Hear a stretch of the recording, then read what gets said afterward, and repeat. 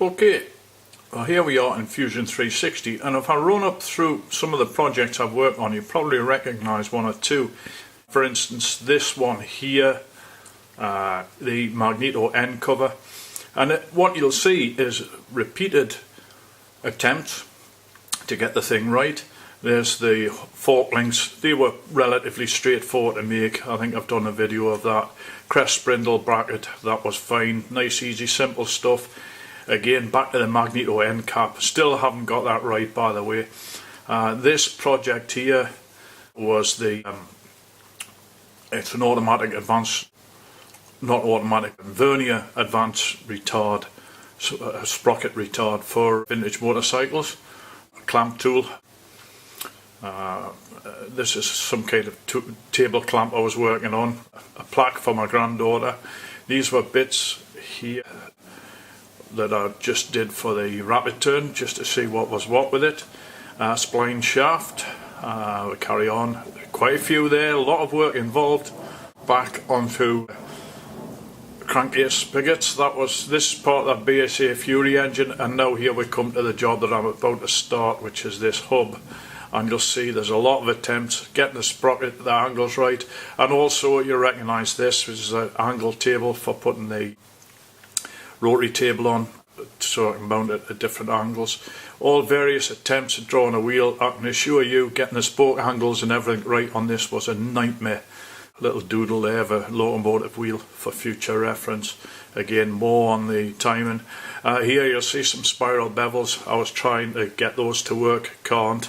That was from Gearotic, just not accurate enough, the drawing at the moment. There's the hub again. This is the last plaque. You recognise this. This is the cylinder top that I cut the O-ring groove, and we're finally up to here with the hub. Now then, somewhere in here, I'm hoping, there we go. This was how I started the hub. If I open it up, I'll show you this. This is the hub itself. To generate the hub, this is just a cross section of it that I measured, and then sorry you can't see that. This is the cross section of it here, and if I wanted to make that into a solid, then I can revolves a sketch profile or planar face around a selected axis. So I click on that, and there you see I select my face. That's the one selected, and then I go and select the axes and angle type. You can do it angle or full, which if you go full, it should give you a full circle. Create a new body, and that should be it. Click select the profile. That's it, and there you see, as if by magic, it suddenly appears. And that's how you generate things from very simple shapes. It was very easy to draw and very quick and simple that way. It's not got compound curves on it, so that's fine. So that's how I generated this in Fusion 360. I then went ahead and exported the file. So if I go into share, I think it's share. I think it'll only do it on a completed one. Let's just see.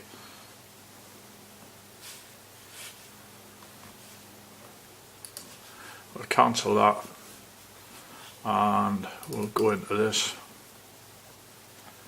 This is a pre-sweep one, and then if I go into view, window, share, now for whatever reason, to email, to Twitter, hang on, I have to go into here to export, sorry. Hit the file, export, and here you'll see it'll come up in here, hub pre-sweep, and it gives you a type of file, etc. And a lot of my work is in IGS, which is the favoured format for Sprut Cam, and I would normally save it in that. Hit save, and it'll put it where I want, which is usually onto I can send it to any file on the computer, or I can save it to the cloud. So that's the Fusion 360. I'll go on to the Sprut Cam.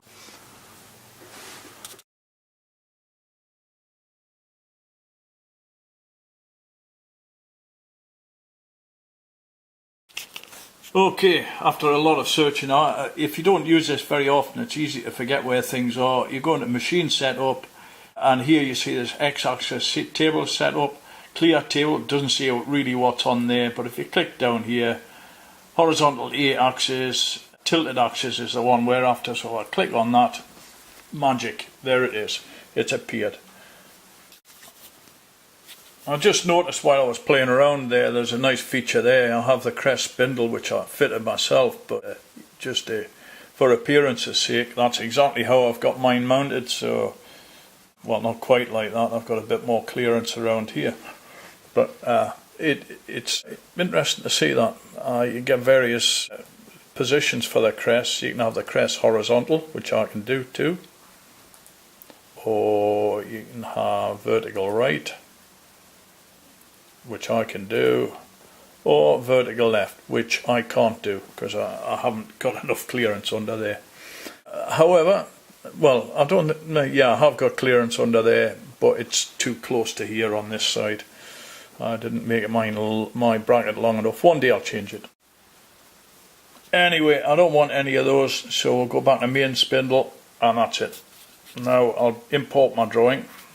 So I'll click on here, model, import, and I've got to find it. So it's on the desktop, or is it in downloads? I'm not really sure where it is. I'll find it. And there you see it's I've imported the hub, and it's landed right in the middle of all the rotary table. However, not a problem. We'll soon turn that around and get things sorted. Okay, now you see I've managed to move this. You do that in let me just highlight all of these. I'll have to balance the camera. Yeah, I can't really balance it. I've lost a bit of weight. I can't balance the camera on my belly bulge anymore. Let's see if that helps. We click on there, we'll run down here, highlight all of these. This is in the model mode, and then click on transform, and you get all these options: move, rotate, scale, mirror, locate, zero. And this is the key to getting everything in the right position.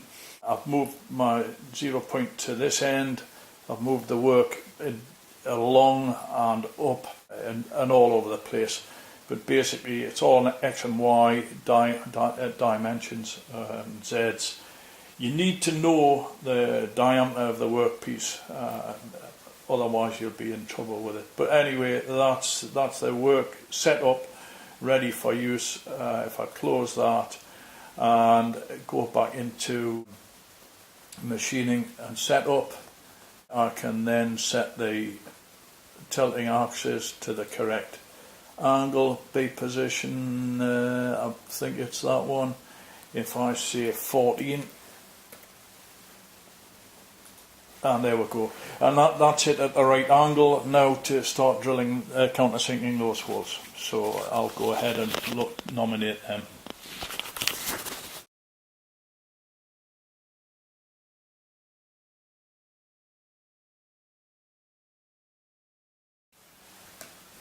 Okay, here we are in Sprut Cam 10. Just going to open up the project, which is reviewed hub version 2. So we'll open it up and take a look. There we go, it's coming. Okay, well here you see a nice view of the Tormach in Sprut Cam. I'll just move that center screen a little up a bit more, and then zoom in a bit so you can see the job. Now you'll see here it goes below the rotary table. This is the Tormach tilting rotary table. I've got a fixed one, but I've got an angle plate which sits on the, an adjustable angle plate that I can clamp my rotary table to, and you just use this exactly the same. If I go back to, for instance, my initial hole machining, you'll see there that it's at an angle, and the place you alter that angle is down here if you go into setup and you come down here, you'll see here where are we? If I look at that, 14, if I alter it, you can see it tilts. So I'll put the 14 back in there the way it was, because I don't want that at 4 degrees, I want it at 14.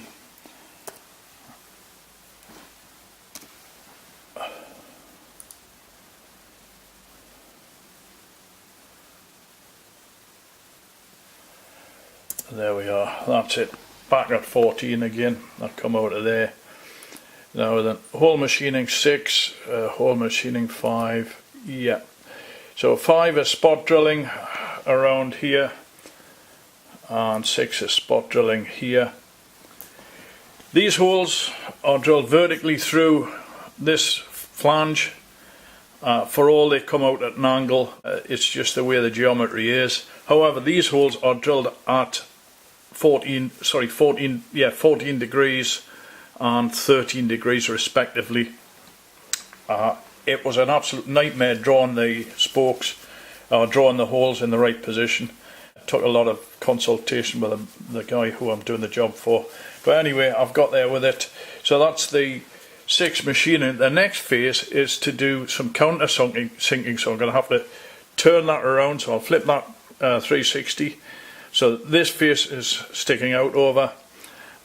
It'll be tilted at 14 degrees for the outer row and then 13 degrees for the inner row, and I'll do the counter sinking there. So that's that. Okay, slight change of plan. I'm going to go ahead and counter sink these holes from the inside using a countersink drill.